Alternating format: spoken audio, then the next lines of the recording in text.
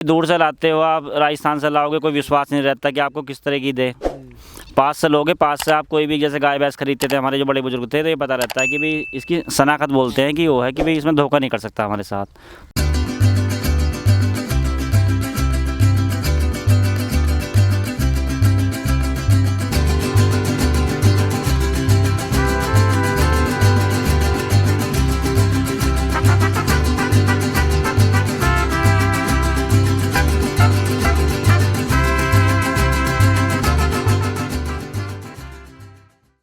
जय जवान जय किसान दोस्तों, आप सभी का स्वागत है हमारे YouTube channel salute to farmer पर।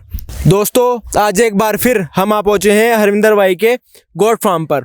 इस वीडियो से पहले भी हमने हरविंदर भाई के आपको 2 फार्म का टूर करा दिया है, एक फिश फार्म का और एक पिग फार्म का। अगर वो वीडियो आपने नहीं देखी है तो हम डिस्क्रिप्शन में उसका लिंक दे देंगे, जाकर वो वीडियो भी ज़रूर देखना। हरविंदर भाई, वैसे तो आप किसी भी परिचय के मोहताज नहीं हैं, लेकिन फिर भी हमारे दर्शकों को अपना एक छोटा सा परिचय दीजिए।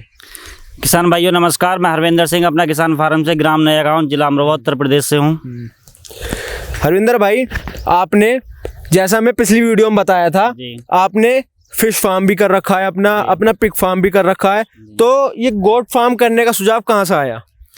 देखो, कुछ काम ऐसे होते हैं, ये प्लानिंग से नहीं होते, ये टाइम ऐसा चला जाता होते चले जाते हैं। मैं देखता था, हम फिश फार्मिंग कर रहे थे, आप भी देख रहे हो कि जो साइड वाल हैं इनकी, जो किनारे हैं, पालट भी बोलते हैं इसे हमारे यहाँ, इस पर घास उगाती है। तो मैंने उसका सोल्यूशन देखा कि हमारी लेबर खर्च हो रही थी, तो मैंने फिर गोट का सुझाव आया। मैं कहा जितना भाई काफ़ी बड़ा एरिया है हमारा, ये कई बीघे का, ये खाली भी रहता है, कोई इसका यूज नहीं हो रहा था, तो मैं कहा जिस पर घास उगती है उस पर बकरियाँ खाती रहेंगी और अपने काम चलता रहेगा। हरविंदर भाई, आपको बकरी पालन करते हुए कितना समय हो गया है? बकरी पालन कर रहे हैं हम 3 साल हो गए हैं, 4था साल चल रहा है हमारा। आपने जब शुरुआत करी थी कितनी बकरियों से शुरुआत करी थी और आज आपके पास कितनी बकरियां हैं? शुरुआत जो की थी मैंने 5 बकरियों से की थी, उसके बाद वो भी आई। शुरू में ही कहोगे ताल अच्छा बैठ गया हमारा, 3 बच्चे दिए, 2 दिए। उसके बाद फिर मैं बर्बरी लेकर आया, फिर उसके बाद ये बढ़ती रहती है, हर साल बिकती रहती है, अपने इस तरह से चल रहा है। आप ये कहाँ से खरीद कर लाए थे और ये आपकी कौन सी ब्रीड है? मेरे पास अजमेरी है, तोतापरी है, फिर कुछ जो है बकरियां दोगली भी हैं।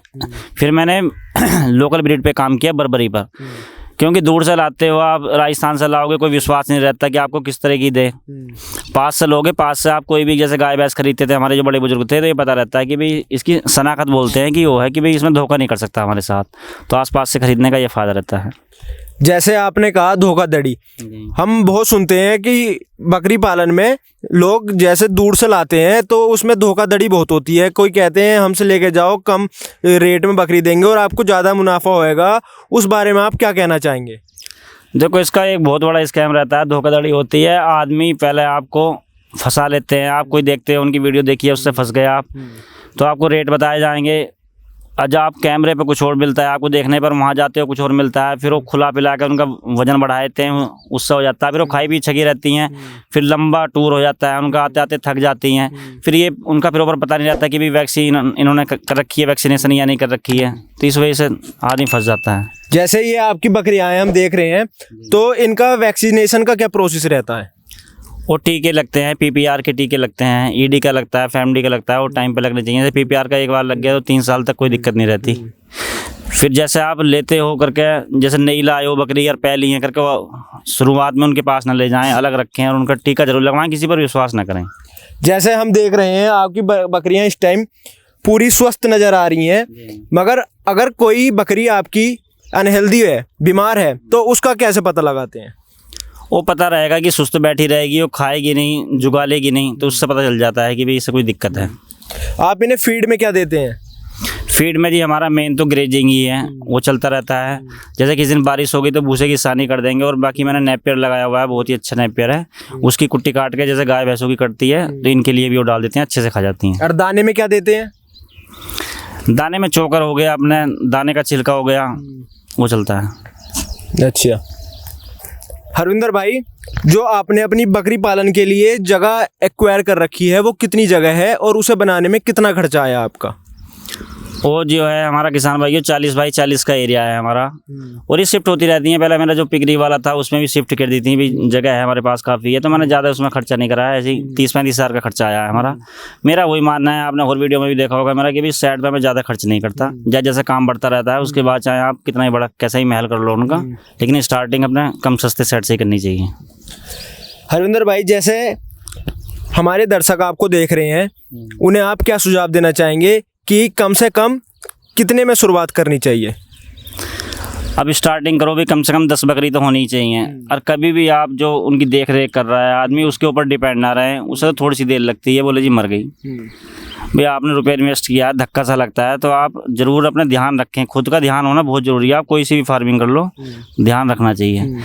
और जो भी आप ब्रीड पर काम करो, अब जैसे हम पश्चिमी उत्तर प्रदेश से हैं कि बर्बरी हमारे यहाँ ठीक है, कम खाती है, टाइम से ब्याह लेती है, साल भर में 2 बार ब्याह लेती है, तो इस पर काम कर रहे हैं हम। तो ब्रीड अपनी लोकल ही पालो, और पहले इसकी मार्केटिंग देखो। आप जिस ब्रीड की आपके यहाँ मार्केटिंग अच्छी है, अपने उस पर ही काम करो। थोड़ा मार्केटिंग के बारे में डिटेल में बताएंगे? अब हमारे यहाँ तो पुराने समय से बाज़ार लगते चले आ रहे हैं, जैसे गाय भैंस के लगते हैं, साथ में ही बकरी के भी बाज़ार लगते हैं, तो मार्केटिंग की कोई दिक्कत नहीं है। और जब फिर आसपास धीरे धीरे देखो, कोई भी टाइम है, माउथ पब्लिसिटी होती है, पता चल जाता है कि भाई जहाँ नीड है, किसी को ज़रूरत है, तो भाई वहाँ पे चले जाओ, मिल जाती है। पर्टिकुलर जैसे आपका फार्म है, तो कोई आपके जैसे बकरियां किसी को चाहिए तो फार्म से लेने आ जाते हैं या आपको जाना पड़ता है?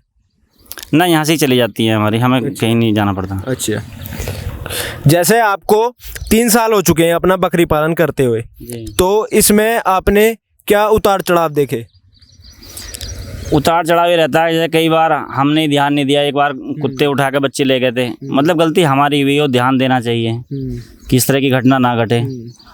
हरविंदर भाई, आदमी जो भी काम करता है प्रॉफिट के लिए करता है, तो आप हमें थोड़ा सा बताइए, आप इसमें प्रॉफिट कैसे गेन करते हैं? देखो, प्रॉफिट ये, क्योंकि एक तो हमारा खाने का खर्चा कम है, फिर हर साल जो है ईद पे, पिछले साल 2 साल तो खैर ईद के वैसे निकले हैं हल्के, लेकिन इस बार उम्मीद है अच्छा जाएगा, तो 1.5-2 लाख के हमारे सेल हो ही जाते हैं। 12,000 से 15,000 तक का बकरा चला जाता है। और बाकी हम बकरी बेचते नहीं हैं, जैसे कोई बड़ी हो गई है धोखे में, जैसे हमने स्टार्टिंग में ज़्यादा उम्र की ले ली थी, उसे सेल कर देते हैं। नहीं तो बकरियों से भी तो हम फार्म बढ़ा ही रहे हैं, जैसे हमारा पिगरी का फिशरी का बढ़ रहा है, उस तरह से इस पर भी आगे प्रोजेक्ट पे काम करेंगे, बढ़ाएंगे। जैसे किसी को बच्चा लेना है, तो आप क्या सलाह देते हैं, उसे कितने दिन का बच्चा लेना चाहिए?